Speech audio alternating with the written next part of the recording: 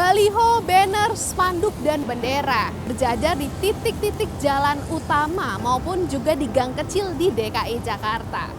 Seperti yang bisa dilihat di atas flyover dan juga di pembatas jalur sepeda, bahkan di jembatan penyeberangan orang, menjadi sasaran dari alat peraga kampanye.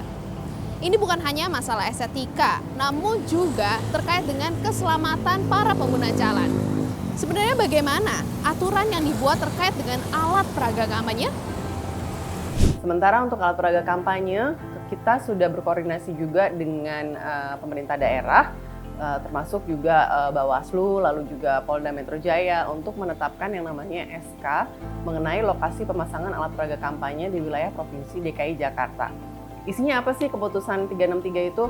Isinya adalah mengenai lokasi-lokasi yang dilarang untuk dipasang alat peraga kampanye. Di situ jelas banget, jelas sekali tertera apa-apa saja lokasinya, seperti misalnya flyover, jembatan penyeberangan, kemudian juga taman-taman di seluruh wilayah DKI Jakarta yang di dalam binaan Pemprov DKI Jakarta itu dilarang. Pembatas jalan itu juga dilarang. Realisasinya, alat peraga kampanye justru banyak ditaruh di daerah-daerah yang dilarang. Padahal selain SK DKI 363, peraturan APK telah diatur dalam Undang-Undang Nomor 7 Tahun 2017 dan PKPU Nomor 15 Tahun 2023. Lalu bagaimana Bawaslu mengambil peran dalam pengaturan ini?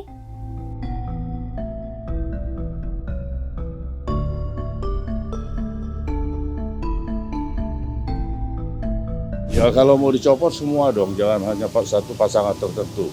Kalau tempatnya bersanding misal, kecuali kalau yang satu yang mengganggu dan sebagainya di sini, yang lain di sebelah sana, ini dicopot ya masih.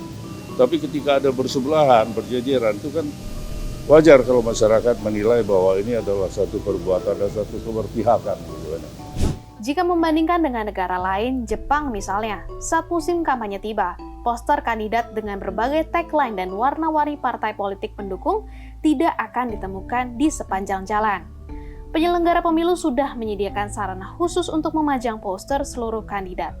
Mereka terlihat lebih tertib dengan aturan yang sudah dibuat.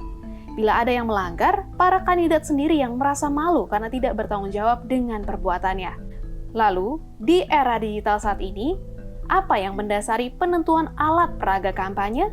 Kenapa kemudian metode kampanye seperti penyebaran bahan kampanye poster dan kemudian APK ini masih dilakukan?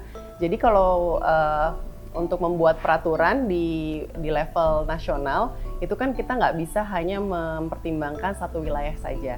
Kita juga bicaranya wilayah-wilayah lain. Kalau di DKI Jakarta mungkin kita sudah biasa ya melihat iklan itu nggak cuma di baliho atau di poster, tapi kita bisa lihat di media sosial atau di TV atau di sarana yang lainnya.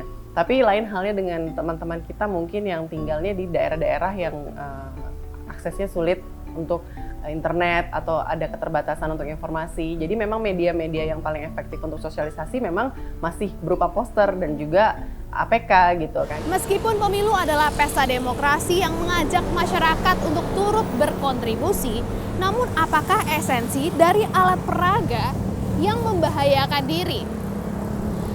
Taruh pendapatmu di kolom komentar di bawah dan jangan lupa saksikan Ada Apa Hari Ini hanya di YouTube Tempo.co.